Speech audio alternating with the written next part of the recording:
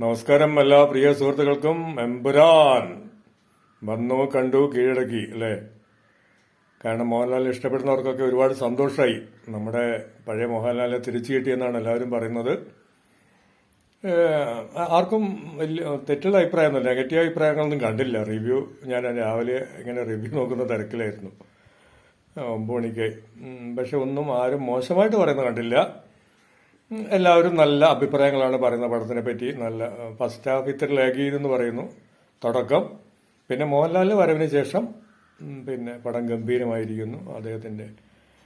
പക്ഷേ ലൂസിഫറെ പോലെ ഡയലോഗിലൊന്നും പഞ്ചിങ് ഒന്നുമില്ല. ലൂസിഫറിൽ കുറച്ച് നല്ല ഡയലോഗ്സ് ഒക്കെ ആയിരുന്നല്ലേ, നല്ല പഞ്ച് ഡയലോഗൊക്കെ ആയിരുന്നില്ലേ. ഇതിലത്ര ഡയലോഗൊന്നുമില്ല, എങ്കിലും നല്ല മേക്കിംഗ്, അതാണ് എല്ലാവർക്കും പറയാനുള്ളത്. സുജിത്തിന്റെ ക്യാമറ എല്ലാവർക്കും നല്ല അഭിപ്രായമാണ്. നല്ല നല്ല ക്യാമറ വർക്ക് എല്ലാവരും. ദീപകിന്റെ സംഗീതം, BGM ഒക്കെ ഗംഭീരാണെന്നാണ് പല റിവ്യൂസിലും വായിച്ചത്. നമ്മുടെ മഞ്ജു വാര്യറും നന്നായി കാണാൻ നല്ല ഒരു ചേരുണ്ട്, അവരുടെ നല്ല ബോൾഡായ ക്യാരക്ടറാണ് പോലും. അപ്പോൾ റിവ്യൂ ഒക്കെ പറയുന്നത് ഒരു ഗംഭീര പടം എന്ന് തന്നെയാണ്. എല്ലാ റിവ്യൂവും ഞാൻ വായിച്ചു, ഒരുവിധ റിവ്യൂ ഒക്കെ വായിക്കാൻ പറ്റി. റിവ്യൂ ഒക്കെ വായിച്ചപ്പോഴും കാണുന്നത് നല്ല പഴയ മോഹൻലാലിനെ തിരിച്ചു കിട്ടിയെന്നാണ്. അത് വലിയ സന്തോഷമുള്ള കാര്യമാണല്ലേ. നമുക്ക് കുറച്ച് പടങ്ങളിൽ കുറച്ചായി നമുക്ക് മോഹൻലാലിനെ നഷ്ടപ്പെട്ടിട്ട് അല്ലേ, എവിടെയൊക്കെയോ നമുക്ക് നഷ്ടപ്പെട്ടു പോയി. ആ മോഹൻലാലിനെ തിരിച്ചു കിട്ടുക എന്നുള്ളത് വലിയ സന്തോഷമുള്ള കാര്യമാണ്. അദ്ദേഹത്തിൻ്റെ അല്ലേ, അദ്ദേഹത്തിൻ്റെ ആ പവറും നല്ല രീതിയിലുള്ള ഡയലോഗും ഒക്കെ നമുക്ക് തിരിച്ചു കിട്ടുക എന്നുള്ളത് വലിയ സന്തോഷമുള്ള കാര്യം തന്നെയാണ്. പിന്നെ ഇപ്പോഴാണ് ഞാൻ ഇദ്ദേഹത്തിൻ്റെ ഇത് കേട്ടത്, റിവ്യൂ കോക്കിൻ്റെ റിവ്യൂവിൽ അദ്ദേഹത്തിന് ഫസ്റ്റ് ഹാഫ് ഇഷ്ടപ്പെട്ടു. ഫസ്റ്റ് ഹാഫ് ഗംഭീരം, പല വിദേശ രാഷ്ട്രങ്ങളും നോർത്ത് ഇന്ത്യയൊക്കെ കാണിച്ച് ഗംഭീരമാണെന്ന് അദ്ദേഹം പറഞ്ഞത്. BGM ദീപകിൻ്റെ മ്യൂസിക്കൊക്കെ ആയിട്ട് ഗംഭീരം. പക്ഷെ മോഹൻലാൽ വന്നതിന് ശേഷം ഇത്രയും പടം കുറച്ച് താണുപോയോ എന്നാണ് അദ്ദേഹം പറയുന്നത്. കുറച്ചൊന്നും ഒരു മെനയുണ്ടായില്ല, മോഹൻലാലിനെ പറ്റി പറയും പോലെ മെനയുണ്ടായില്ല. പിന്നെ അദ്ദേഹത്തിൻ്റെ വലിയ ആക്ഷേപം അദ്ദേഹത്തിന് ഡ്രസ്സാണ്. ഈ പാൻറ്റും സൂട്ടും ഇതൊന്നും അദ്ദേഹത്തിന് മാച്ച് ചെയ്യുന്നില്ല.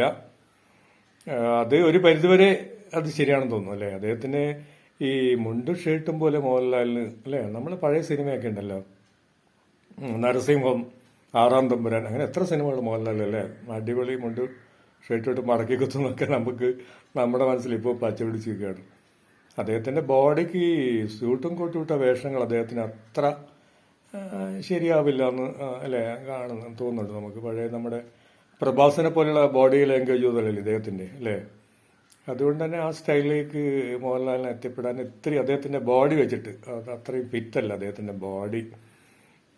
അഭിനയത്തിൽ മിടുക്കനാണെങ്കിലും അല്ലേ, അതുകൊണ്ട് തന്നെ അത്തരം സ്യൂട്ടും കോട്ടും ഇട്ടിട്ട് വയറൊക്കെ കാണുന്നുണ്ട് പോലും. അതൊന്നും പല റിവ്യൂവിലും ഞാൻ കണ്ടു. ടീഷർട്ടൊക്കെ ഇട്ടിട്ട് അത്ര പന്തിയായില്ലെന്ന് കാണുന്നു. പക്ഷെ പടത്തിനെ പറ്റി മൊത്തത്തിൽ പിന്നെയുള്ളത് ക്ലൈമാക്സ് അത്ര ശരിയായില്ല എല്ലാവരും പറയുന്നത്. ക്ലൈമാക്സ് അത്ര തൃപ്തികരമായില്ലെന്ന് എല്ലാവരും പറയുന്നുണ്ട്. അത് ശരിയായിരിക്കുക, ക്ലൈമാക്സ് ഇത്തിരി താണുപോയി, പഴയ തമിഴ് പടത്തിന്റെ സ്റ്റൈലിലേക്കൊക്കെ പോയി എന്നാണ് പറയുന്നത്. അതാർക്കും അത്ര ഇഷ്ടപ്പെട്ടില്ല. പിന്നെ ഇവരെങ്ങനെ L3 കടക്കുമെന്നാണ് എല്ലാവരും ചോദിക്കുന്നത്. ഈ രീതിയിലാകുമ്പോൾ L3 കടക്കാൻ പറ്റുമോ? ക്ലൈമാക്സ് അത്ര ഡെക്കറേഷനെ കാണിച്ചത് അത്ര സുഖമായി തോന്നിയില്ല എന്നാണ് എല്ലാവരും പറയുന്നത്. എന്തായാലും അഭിപ്രായം എങ്ങനെയൊക്കെയാണെങ്കിലും പടം പിന്നെ പൊതുവേ പറയുന്നത് മോശമില്ലാത്ത ഗംഭീരം പടം എന്ന് തന്നെയാണ്. ഒരു കണ്ടിരിക്കാവുന്ന പടം തന്നെയാണ്, അതൊന്ന് കാണണം. അപ്പോൾ റിവ്യൂ വായിച്ചപ്പോഴേ എനിക്കിങ്ങനെയാണ് നിങ്ങളായിട്ടൊന്ന് പങ്കുവെക്കാൻ തോന്നി. Okay, thank you.